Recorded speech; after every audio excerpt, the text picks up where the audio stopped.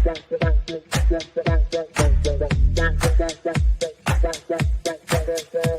Connections Radio presents.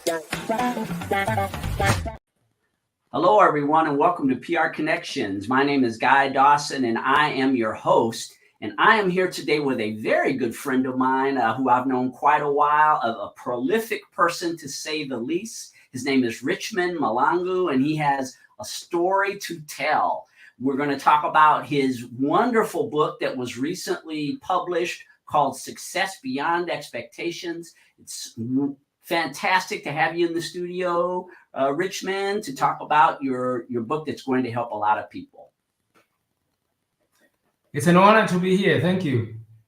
And Richman and I have worked on projects previously, and as I had mentioned before, this is a prolific person who really believes in the principles of human empowerment. That's what I think about, Richman, when based on having worked with you on a previous book. We'll talk about that book during this interview as well. But just the way that you have always conducted yourself and your outlook on life is, I always consider you to be a person who is a true believer in human empowerment. Would you say that that's accurate about yourself? Yeah, I believe so. I think, I think of other people first before I worry about me.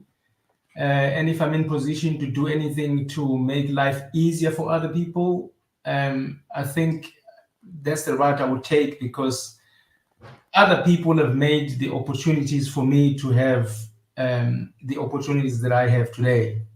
So I will have to agree with you. Yes, and as I had mentioned before, Richman this isn't the first book that he's published, but maybe we could get started, Richman, talking about your background. When I talked about you being a prolific person, I think part of what I think makes you a prolific person and a human empowerment guru is what you had to overcome to get where you are in life today. Will you share with the audience your background, where you were born and how you grew up? Sure. So I was born in Durban, South Africa. I grew up in a township called Lamontville. During the times when I was a young boy, we still had the apartheid system in South Africa, which basically Black people, Indians, and coloreds were considered second-class citizens. We basically couldn't vote, had to ride on separate buses if we would ride on a bus. I went to all Black schools, and the school that I went to, the Black schools had a special curriculum called Bantu education, which is the education that was specifically created for Black schools only. It's an inferior curriculum. My father died when I was 12, almost 13, leaving my mother with 5 children. I was the youngest of the 5. I had 3 older sisters, my brother and I. And we live in this very tiny little house in the township. So for quite some time, so my sister basically had to get out of school and go to work to support the family. And at some stage, I don't know what I want to say, fortunately or unfortunately, my 3 sisters got pregnant before they basically could finish high school, or actually 2 of them were out of high school. And one of them had twins, so we had 4 babies in the house. So there were 10 people living in this small little house in the township, which made things almost very difficult to do homework at night, because I had to wait for the babies to go to sleep first before I could do homework. And that's how my life started. And by just luck, a complete coincidence, I discovered a game of tennis, which then became part of my journey. But the start of my life was very, very different from what it is today. And the apartheid system, basically, if you can think about the history of slavery, it will give you a basic idea of this segregation. So the word apartheid in South Africa is pronounced apartheid because it's Dutch. We were colonized by the Dutch. Actually, it means apartments, which is segregation. So blacks live in one areas, whites live in certain areas, had to be out of the city after a certain amount of time in the evening. There were basically no opportunities for black people to go to university. The schools that we went to, there were some universities that black people go to, but they were specifically for black students only.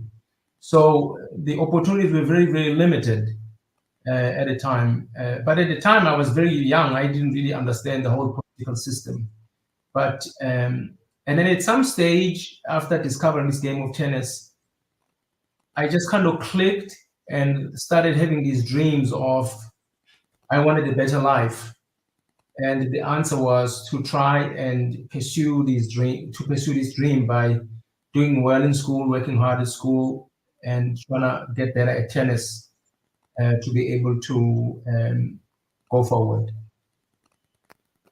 And you talk about these dreams, and this is how Richman and I met many years ago. He had a book that he wrote called Zulu Dreams, and it was a great narrative about what he has just described, which was, to say the least, a very difficult childhood. And then, of course, you being fortunate enough to have someone come along to teach you how to play tennis and how that really transformed your life, put you in a position to be able to do things that a lot of Black South Africans, quite frankly, I know you would not have had the opportunity to do. And that is escape the clutches of apartheid. I know that eventually the system of apartheid has, to an extent, been eradicated, but for you, because of your prowess in tennis and your willingness to work hard, as you mentioned, your commitment to being a better person, you were able to make some real changes in your life. Would you like to describe,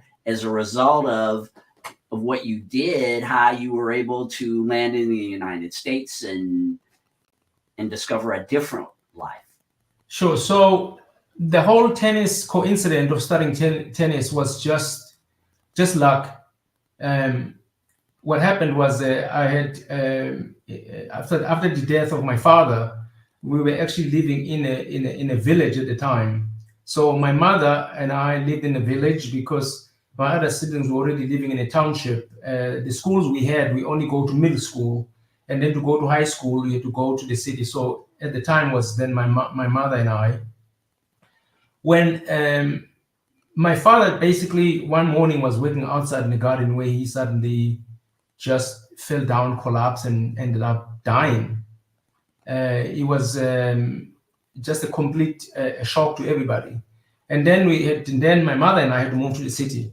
So I didn't know a lot of people in the city, a lot of boys. And at the time, coming back from school, I'll get home and everybody's crying, and with the sadness and still the bad news, the shock of the death of my father. So I would leave the house. Down the street there was an old tennis court with like an old net and holes everywhere, and there were a couple of guys that were playing. And by default, I would sit there and watch them play. If they hit the ball over the fence, I had to go get it. Became like a ball boy. One of the guys I met there by the name of Benson Jovu, who eventually became a friend of mine and a mentor, took me to this one other place where about a half an hour from the house, they had these old hostels where men who came from the country to work in the city lived. And there were 3 courts there, and there were teams there of Black people that played, which was a complete new thing for me because first thing, I didn't know anything about tennis. And secondly, I didn't know any Black men that basically were educated, because the people I met there who became my mentors, they were educated, they had some a good position, they owned their own cars. So they kind of took me under their wing, which I think it's important for all of us to always try and mentor young children, because you never know what the results are going to be. So I would get out of school every day and go and hit the ball against the wall, and sometimes barefoot because I didn't have any tennis shoes at the time, or I had shoes but they'd have holes in them. and I didn't have money to buy the new shoes, so I just take them off and play. And this one afternoon, just by luck, there was this white man who happened to be in the area. He came to give somebody a lesson. And this is a significant incident because white people did not come to the township. There was all these conspiracy theories that they're going to be attacked and all this stuff. So the only people we saw in the township were the police or the military who came with the K9 dogs and machine guns and all that stuff. And he came and he basically, I'm hitting against the wall and I look around and I see this man watching me, this white man. Eventually he came and introduced himself. His name was Tim Gray. And he told me that he was a professional tennis coach. He came to give somebody a tennis lesson. So one thing led to another. At the end of this conversation, he tells me that he teaches a group of young white kids in a city which was an hour and a half away from where I lived. I had to take 2 buses. He said, you can come there every Saturday morning and I'll give you, you can pick up balls for me, be a ball boy, and then I'll give you a lesson after, a half-an-hour lesson. I did not miss a lesson from this man in 2 years unless it rained. So then I wouldn't go. 2 years after that, he was going to move to somewhere else, to live somewhere else. And then he told me that, well, you know, for you to get better in tennis and have a realistic chance to get better, I will have to go to a white club and ask for a special permission for you to become a member. Because at the time, we had 2 different tennis associations in South Africa. There was one that was composed of blacks, Indians, and coloreds, which is where I lived. By the way, a lot of people may not know what colored is. In South Africa, we have, historically, as far as I understood, we have a lot of, we have people who are called coloreds who came with the whites who were actually Malaysian slaves and came from Europe. So we have the Indians who basically originated from India, and then we have coloreds, blacks, and then white people. So that organization was composed of these 3 groups, and then whites had a separate organization. So Tim Gray goes and asks at Mitchell Park if I would become a member, and they say yes. So every Saturday afternoon, I was allowed to go to this club and play social tennis. It was mainly doubles. And then I would take a bus, 2 buses to get back home, which was often kind of scary because I was like 14, 15. Tennis went till about 6 p.m. and I had to take these 2 buses to get out of the city and then go to the township. And then there was a bit of tennis in school as well. So I started playing in school. Started playing some tournaments. My game got better, and then I started winning some of the junior tournaments, even within this organization that I was in, of this group. Before I got involved into this organization, and then a few black kids had won tournaments. So my game improved pretty quickly, which then a lot of people gave me a lot of support, took me under their wing. So sometimes winning actually does help, gives, you get a bit of attention. So that kind of happened. But the majority of people in my township or in other black townships, the opportunities for tennis were extremely scarce, very difficult, because also we're not exposed to any coaching. And eventually at this club at Mitchell Park, where I was playing, just before I finished high school, a lot of the young players, the white players, basically, so at the time, the white South Africans were still subjected to have to go to the military when they finish high school. The boys, they get drafted. Obviously, we didn't have to go. But anyway, a lot of them would apply for American tennis athletic scholarship to come to America, and then they'll avoid going to the military. And then the whole idea of, I always wanted to go to university because, at a time, most of the boys I grew up with, they were ditching school, they were doing drugs, they were smoking cigarettes, drinking alcohol. And somehow in my head, I just always believed that education was going to be my ticket. I felt comfortable most at school because I felt like this was the only place where I could accumulate knowledge, which I believed was going to help me later in my life. And just by accident at this club at Mitchell Park, A gentleman by the name of Ray Schwegman was on holiday, and he wasn't a member at this club. That's another just coincidence. But this weekend he came, or that weekend he came to Mitchell Park. He heard my story, and then he ended up sponsoring me to go and work for him, coaching in Austria. He knew that I was trying to get a scholarship. I told him I've been trying to apply. A lot of American universities would write back and say, we would like to help you, but we have no idea how good you are. We don't know anything about black tennis players. You know, Guy, I had this dream as a kid in this little town we had in my family. Every night, once I started visualizing this idea of going to America, getting a scholarship, we'll go to sleep and I would fly off the roof of this house. And I would actually, with the tennis racket, and I would pedal as fast as I could because I could see the ocean at the bottom, and hoping that I don't fall in and get eaten by the sharks. And I would fly, and the idea was to fly to America. And then sooner or later, I would see people down on the ground playing tennis, and I would I would land rather, and then ask if I could play. And they would say, sure, and I would join and play. And then a few minutes later, I would hear my mother in the other room waking up, calling my name to get up and get ready for school. And I would grab my racket and fly as fast as I could. I was always worried about her walking into the room and not finding me in there. And then I'd get into the room, get into my bed, fall asleep, and then she'd wake me up. I had this dream every single day in my teenage years. And one day I was on a flight. I was actually sitting in a plane in Johannesburg, waiting to fly to Austria to work for this man, Mr. Ray Schwegman. And then I realized that this dream had become reality.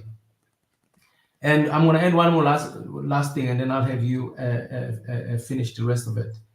I've been in Austria for a year and a half, teaching tennis, learning German, because the official language in Austria is German. All our clients we had were from Austria, Switzerland, and Germany. So it was mandatory we had to learn German. The fact that I'd learned a little bit of Dutch, which we call Afrikaans back home, that helped a little bit. But nevertheless was difficult. But I believe that if I was going to be successful, it was my responsibility to make the best effort to learn. A year and a half later, a guy comes in looking for a hitting partner. And he asked if I could hit with him. So I'm like, sure. We get done playing and he says, I think your game is good enough to qualify to play for some of the American colleges in America in the tennis team. So I tell him that I tried, I had no success. And he picks up the phone and he calls UNLV, University of Nevada, Las Vegas. He speaks to a coach, a guy by the name of Craig Witcher. And he tells him this whole story. I have this black kid from South Africa who's dying to come to America. And I get to speak to this man on the phone. At first, I thought this whole thing was a joke. I didn't think this was real. The next thing, I got recruited, and in 1986, I landed here at my current airport and came to attend UNLV. So that's the short version of how I ended up leaving South Africa. Yes, a lot of twists and turns along the way. As again, I had mentioned that Richman wrote a book that I had the opportunity to read, and it was fascinating as when I read this book years ago, Richman, like you said, the manifestation of this dream that you had and your absolute commitment to making it happen. So here you land on the shores of the United States. You ended up playing tennis at UNLV.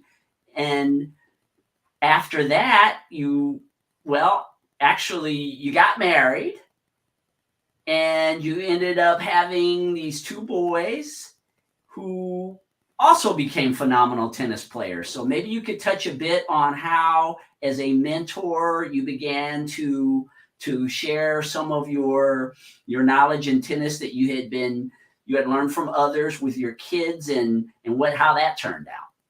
So as you said, this was twists and turns. I mean, the way I just told the first part of the story, it sounds like everything was just smooth, and actually it was not. There was a lot of complications, and the best way to describe it is the way you say it, twists and turns. First, when this guy, Mr. Schwegman, promised me he was going to sponsor me to come to America, he disappeared for a year. After he'd give me a date, I'll send you a ticket. And for about a year, I didn't hear from the man, disappeared. So I had to restructure this whole thing, but I did not lose sight of the dream that I had. I always somehow believed that it was still possible. I still trained and ran. In fact, while I was in South Africa, I got invited to a fitness competition for all Black athletes. I was the last person to be invited because they didn't even think that tennis players do even need to be fit to play tennis.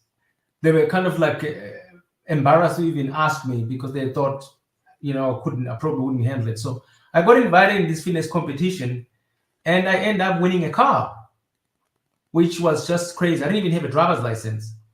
Again, this just kind of solidified the idea of believing in oneself, that if you believe in yourself, a lot of things will more than likely fall your way.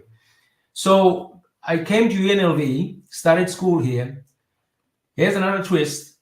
After 2 months, the coach calls me and he says, hey, by the way, when you come to America, they change your name. They always shorten names. He's Richman. I became Richie. The coach called me, says, Richie, can I see you in my office? I'm like, sure, coach. He says, there's problems with your scholarship. So some of the classes I've taken in high school, they weren't sure if they translate to an American university. So I end up losing my scholarship. The choice was either to be sent back to South Africa or to Europe. So the coach, Craig Wicher, kind of fought for me and asked them to make some kind of exception. So I stayed. I had to redshirt my first year, but I had to find money to pay the school, to pay for my first year myself. So after that 1 year, I was eligible again to play. So thank you to Craig Wicher for stepping up and fight for me. And then during my junior year, I fly to Europe because I used to go back there to the tennis camp and work for the summer to save money. I go there and work in the summer, and then when I try to come back, I went to the American embassy to apply for a student visa, and the visa was denied. So there I was stuck in Austria for 6 years, not able to get a visa. Again, the dream of earning my education just never disappeared. It was something I was going to do no matter what. I believed it was, I had to do it. I didn't have a choice. So I worked, saved money. In the meantime, I got to know a lady and we became close. We ended up getting married. And of course, this was not planned, the whole entire thing, because the first priority was to come back and finish school. So I said to her, the only way this whole thing is going to work is that I have to go back to America to finish an education. So these kids have got a realistic chance for me to, as a parent or to have a better support system. She says, yeah. So we come back here. My older son was 2 years and my younger son was 4 months. I don't know if you can imagine going across the world with two babies and a woman who had never been in this country. Actually, she'd been here visiting, but she didn't have a work permit, so it wasn't going to work. She was going to take care of the boys. And there's all these visa restrictions. We couldn't work. I had to just come back and finish my undergrad. So we come back here and we go through the struggle of visa. Sometimes because she had the European passport. Sometimes she had to go to Canada every 3 months, not to overstay some of the visa times, and then stay in a hotel for 2 days and then come back to the States. So it was a roller coaster. And then when I finished my undergrad, I realized that, actually before that, I realized that I was majoring in theater degree, which I probably was not the best degree for me to choose. It was going to be difficult to get a job to earn money.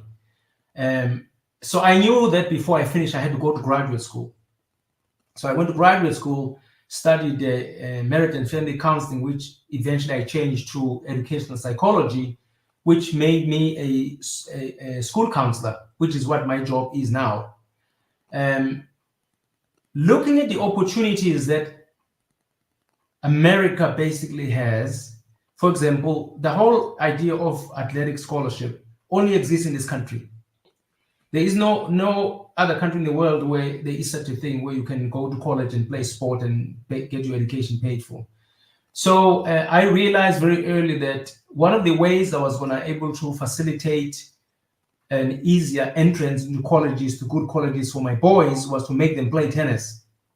So my boys, without a choice, they were assigned this regiment of academics and tennis. It was not an easy situation. You know what it's like if you have to coach your own kids in America. It's a different culture. Boys had to play every day, Monday through Saturday, 2.5 hours of tennis, and then twice a week they had a trainer for their fitness to get good, to get physically strong. We were not very close when they became teenagers because obviously they didn't have a choice to go and hang out with their friends after school. They had to come and train and then go to tournaments during the holidays on weekends. At some stage, their mother and I went through a divorce, which worked pretty well for a good amount of time. But at some stage, it was not very good. And unfortunately, this is not a good thing for the kids. But we did the best we could to prioritize the children's education and their well-being. So we basically bought in their lives. So they lived mostly with my. She had the Monday through Friday. I had them on a weekend. However, I picked up the kids from school and trained with them, and then they go to the house and do homework, and she'll help them with schoolwork and stuff. And I still had to go back and teach tennis lessons. Very, very fortunate for my family that the idea of them playing tennis to be able to access the best universities in the world, my boys, this resulted in my older son getting recruited at Harvard University, and he started computer science. So he's a software engineer in San Francisco. And my younger son went to Georgetown. So my older son's name is Nicholas, and my younger son's name is Yannick. And he went to Georgetown, graduated, and he's a financial planner. He started his own business as a financial planner, does investments. But again, this is a short version of the story, but there was an incredible amount of twists and turns. Again, but also it's still kind of the point I'm trying to make to people or young people is that dreams without action, hard work and dedication all become pipe dreams. Unless you take action to pursue and follow your dreams, they're never going to happen. So obviously, I've got a lot of bruises on my face, life beating up on me about this life that has happened. But at the end of the day, my boys are in a better place. I don't get a phone call about them asking for money because they don't have a job or need something else. I mean, I wish I had more phone calls about other things. Hi, Papa, how are you? You know, blah, blah, blah. But and at a time when I trained with them, very often people would threaten to call Child Protective Services and say, your kids are playing too much tennis, you're pushing them too much. Did I yell at the boys sometimes? Yeah, I did, unfortunately, and I've apologized a tremendous amount of times. I feel terribly guilty about it. However, you know, you have one shot in life. I can't take that stuff back. I felt like I wanted to give them everything that my father couldn't give me. I didn't have one. And I see this so often in our Black community where our Black men are not present in their households to make sure that the children have role models and they follow a certain direction, you know, take their education seriously and stuff. But at the end of the day, that is how this whole thing manifested. But it was not necessarily an easy journey. At the same time, I don't think life is supposed to be easy. I embrace these obstacles in life because I think that's how life is supposed to be. And our responsibility is to figure out how to navigate through these storms to be able to get where we want to go. And this is how this new book was born out of the autobiography, Success Beyond Expectations, and Dreams Without Action, become pipe dreams. Is that you have to find within yourself a strength to be able to pursue your dream. Muhammad Ali, Malcolm X, they changed their names, they changed their religion, and there's a lot of reasons why they do that. But the one I'm aware of is that they were not very happy with the name of the slave owners that they had. Miss Rosa Parks took a seat in the bus in the front, knowing that she's not supposed to sit there because she'd had enough. These people basically knew that the actions they were taking would put their families in a big risk. Their relatives, they could be arrested, they could be tortured. This is a direct confrontation with law enforcement. But because this was important to them, they took action. And to even elaborate on that, this wasn't just about them. They took action for everybody to change the world for all of us to have opportunities. At the same time, on the other side of the world, Mr. Mandela in South Africa opposes one of the most authoritarian regime, the apartheid government, and knowingly he could be killed by hanging. So he gets arrested, goes to prison for 27 years, gets tortured. They give him multiple opportunities to release him if he was to not get involved in politics. He says, absolutely not. While he's in prison getting tortured and doing all this stuff, Mr. Biko did not stop wanting to follow him. He follows him right on his footsteps and advocates for the freedom of people in South Africa. Of course, he gets arrested and then the South African government executed him. He gets killed in 1977. The point I'm trying to make is we already have these people, these heroes who basically demonstrated that it's up to us. If you want something, it's up to us to basically take a stand, take action. In my book, this Success Beyond Expectations, I'm only talking about people, each individual person. The question becomes, what are you as an individual willing to do to change and improve your life to make it better? My story for me is a testament what I was willing to do. And if I had to do it again, in a heartbeat, I'll do it. If you have an opportunity, and this is regardless where people come from, the history of slavery, apartheid, and all this, I get it. The reality is that in the history of humanity, there's always been people that have been under the thumb of somebody. There's always been some authoritarian government somewhere. There's always been a slave somewhere. Adolf Hitler exterminated over 6 million Jews. Somebody's always under the control of somebody else. My pursue what I'm trying to advocate for people is that they understand and believe that their future, regardless where they come from, depends on them, what they're willing to do. Because there's tons and tons of opportunities in the world, but if one sits and use the history of what has transpired, all the negative things, women have been under tremendous amount of oppression in almost every culture.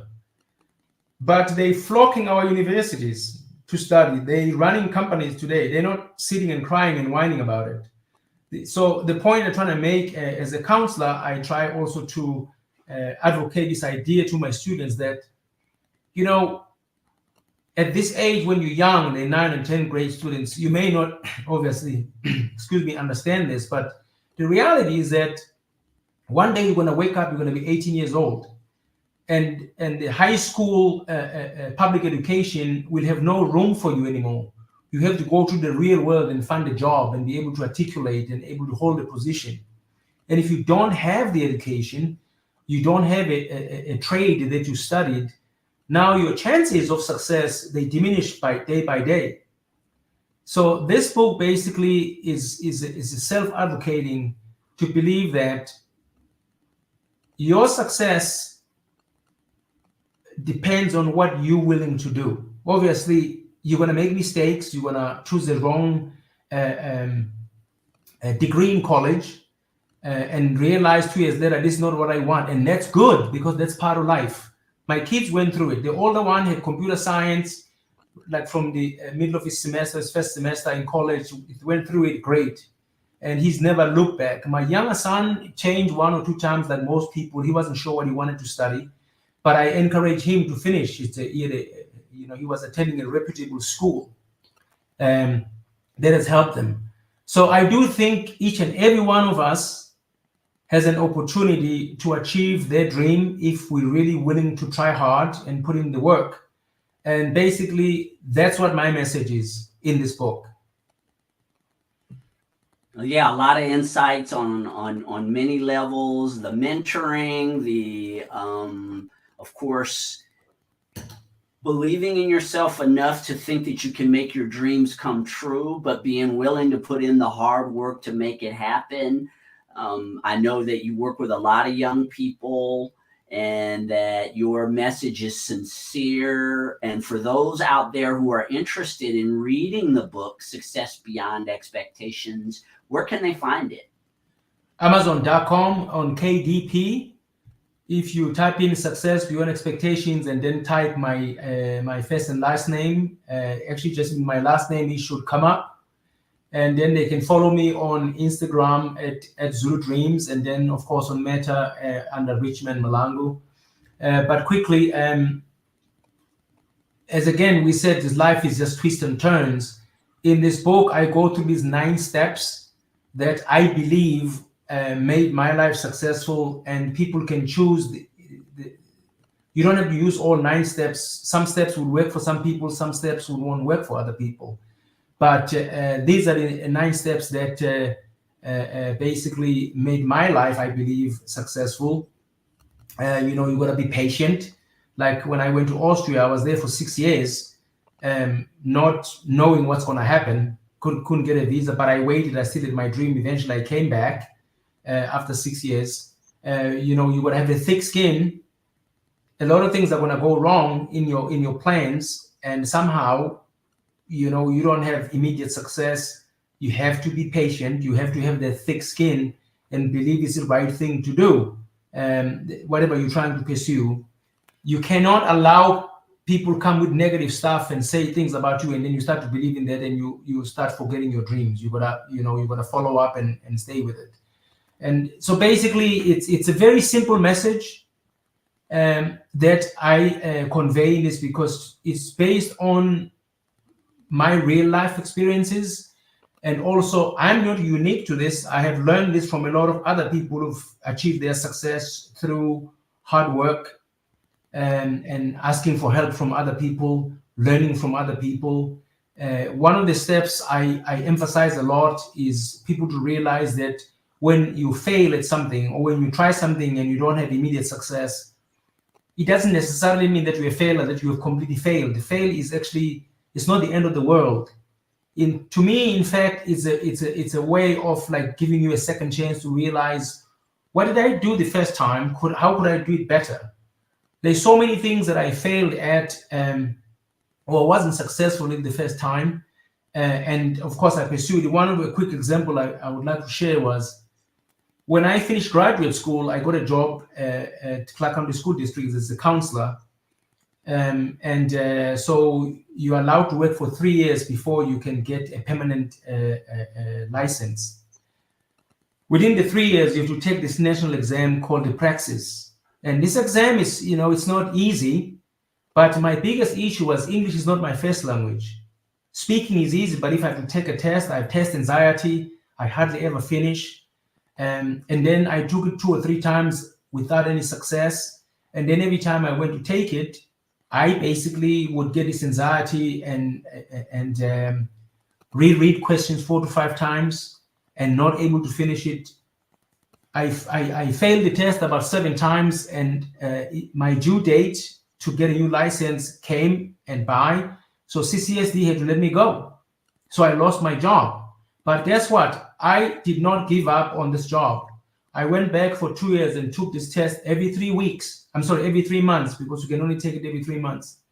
In the meantime, I was teaching tennis. I had very few lessons. It was a struggle. While I had to train with my boys and drive them to tournaments, when I didn't have money, I would borrow money from people. Didn't have money to pay my rent, my rent, because I'd gone through a divorce. But I did not give up on this dream of being a school counselor. I pursued it, and then after 2 years, I passed the test. After all the excitement of passing the test, I applied at CCSD. I did not get hired for 3 more years, but I did not give up on that, wanting that job, because I'd worked hard and I believed that there was still a chance. 3 years later, I did get hired to get back to CCSD. So again, you know, you got to be patient. You got to be willing to have that thick skin. You cannot give up on your dreams, though, because things go wrong in between. So success beyond expectations is a 9-step journey where you're gonna your up and downs, you know, good days, bad days, but you know, believe in your dreams and be willing to work hard every day in your dreams, because at the end of the day, things will balance themselves out, I believe. Yeah, when you're talking about success beyond expectations, Richman, yes, success beyond your expectations is absolutely possible, but you have to have a high level of commitment to making that success possible. And again, that's one of the steps, by the way. It's one of the steps. Yeah. One more time, where can people find your book? Amazon.com on KDP, and then type in my last name. So you put in the title of the book, and then type in my last name. It should be able to come up. And then please follow me and share with your friends on Instagram and Facebook. I appreciate you very much. Thank you. All right. Wishing you nothing but continued success with your platform and this book. I know it's going to have a positive impact on a lot of people, Richman. And again, you're an inspiring man. And for those of you out there who are looking for steps to success, I would highly recommend that you pick up Success Beyond Expectations by Richman Mahlangu. You can go over to Amazon to find it. And we're going to be doing more things with Richman along the line on this network and elsewhere. Had something else, Richman? Is there a way to put in the email address if people wanted to send an email address? I can create something real. It's basically Zulu Dreams at Zulu Dreams 60 at gmail.com. All right, I will add this. Thank you. I appreciate you, sir.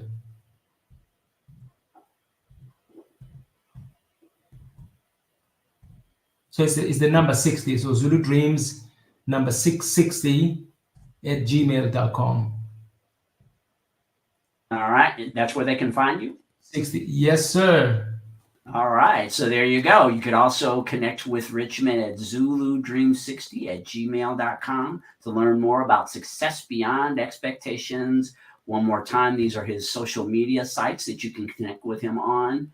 And as I had mentioned before, Richman, I think that your story, I haven't read this particular story, but I know a lot about your story. And for those of you out there who have the determination and the commitment to be all that you can be, to truly have success beyond expectations, I think that any story that Richman writes is going to give you the insight to be able to make that happen. And so keep up the good fight. And I know you do so much for young people, Richman, and that you really are committed to people's success. As I mentioned before, I know that this is going to be a slam dunk with this book. Thank you so much. I appreciate you. Encourage all of you to continue to tune into shows here at prconnectionsradio.com, the voice of new media. Take care of yourselves and keep shooting for the stars. See you soon. Thank you. PR Connections Radio thanks you for watching this podcast. Check out more episodes of this show and our others at prconnections